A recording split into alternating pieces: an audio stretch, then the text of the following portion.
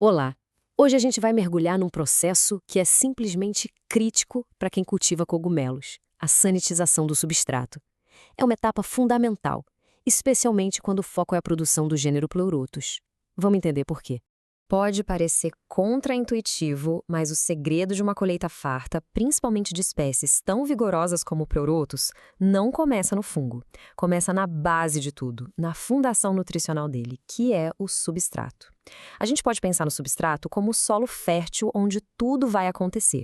A qualidade desse meio vai ditar sem rodeios o sucesso ou o fracasso de todo o cultivo. Então, para organizar nossa conversa, vamos seguir por alguns pontos-chave. Primeiro, o que é essa fundação, o substrato. Depois, a gente vai ver os grandes desafios, que são a competição e a contaminação. Em seguida, a solução para isso, o tratamento térmico. E aí, vamos comparar pasteurização com esterilização, focar nos princípios da pasteurização e, no final, amarrar tudo para entender por que isso é o fundamento do sucesso. Muito bem, vamos começar pelo começo, então. O que é o substrato, afinal? De forma bem direta, ele é tudo para o fungo. É o alimento e a casa ao mesmo tempo. É nesse meio que o micélio, que é o corpo do cogumelo, vai crescer, se espalhar e buscar todos os nutrientes que precisa para se desenvolver e, claro, para frutificar. E quando se fala em Pleurotus, existe uma gama bem grande de materiais que podem ser usados. Serragem, palhas de vários grãos, bagaço de cana, resíduos de algodão. O interessante é que todos esses materiais, que são basicamente resíduos da agricultura ou da indústria, têm algo em comum: a sua composição. Eles são o que chamamos de lignocelulósicos. Isso quer dizer que são ricos em celulose, hemicelulose e lignina. E são justamente essas fibras vegetais complexas que o fungo adora decompor para conseguir sua energia. Certo. Então, se esses materiais são tão bons, por que não podemos simplesmente pegar um monte de palha, inocular o micélio e esperar os cogumelos? E aqui a gente chega no coração do problema. A resposta é simples e direta: competição biológica.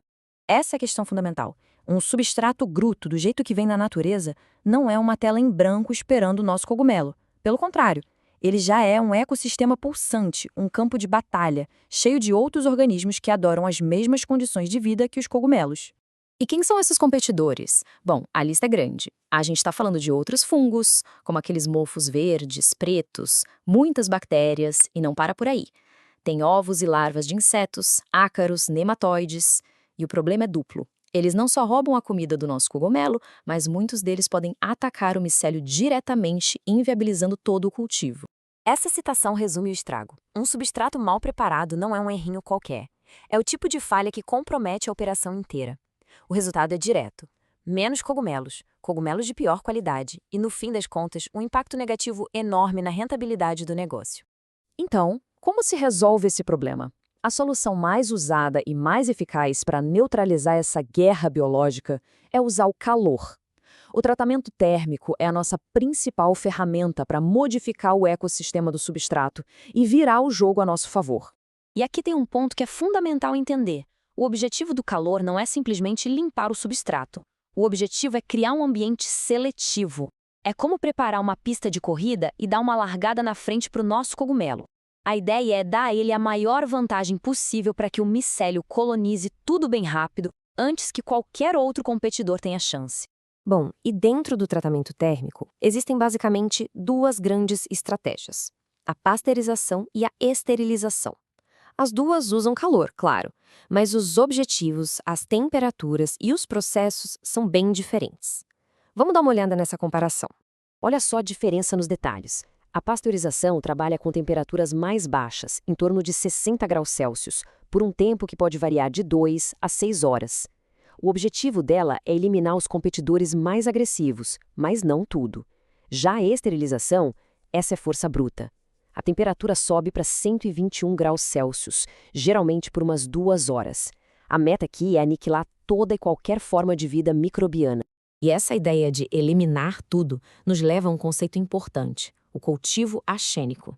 Uma palavra um pouco técnica, mas a ideia é simples. Axênico significa que o cultivo é feito num ambiente completamente livre de qualquer outro micro-organismo. É um ambiente 100% estéril. Obviamente, isso torna o processo todo muito mais delicado, exigindo quase condições de laboratório.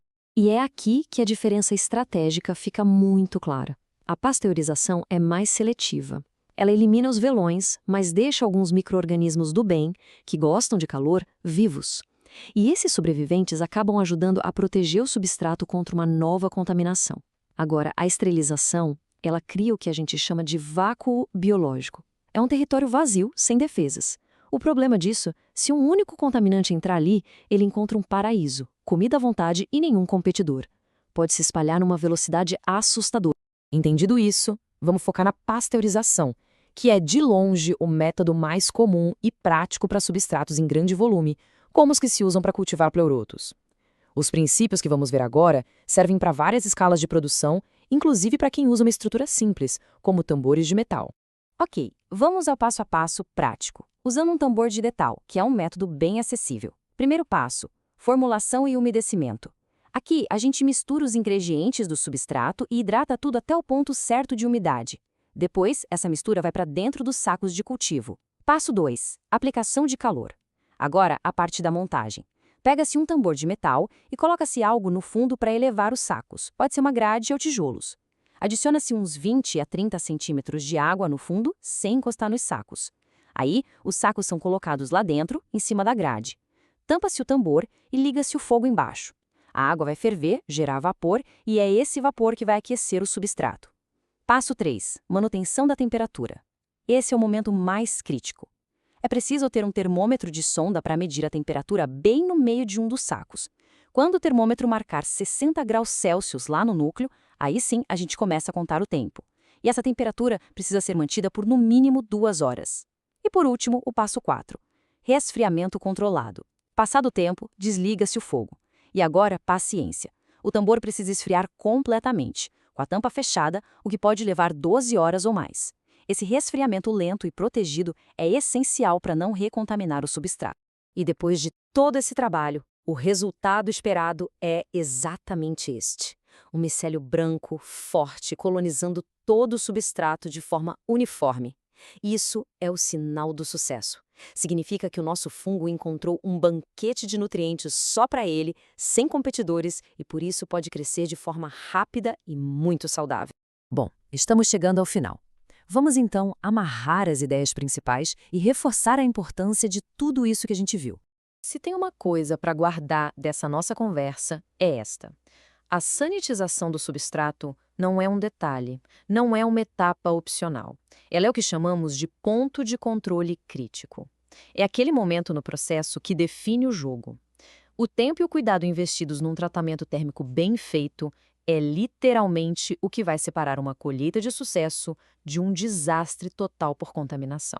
No fim das contas, o que a gente tenta fazer no cultivo controlado é imitar o que o fungo já faz com maestria na natureza, que é encontrar um substrato ideal e dominá-lo por completo. O tratamento térmico nos permite recriar essa condição de dominância de forma consistente.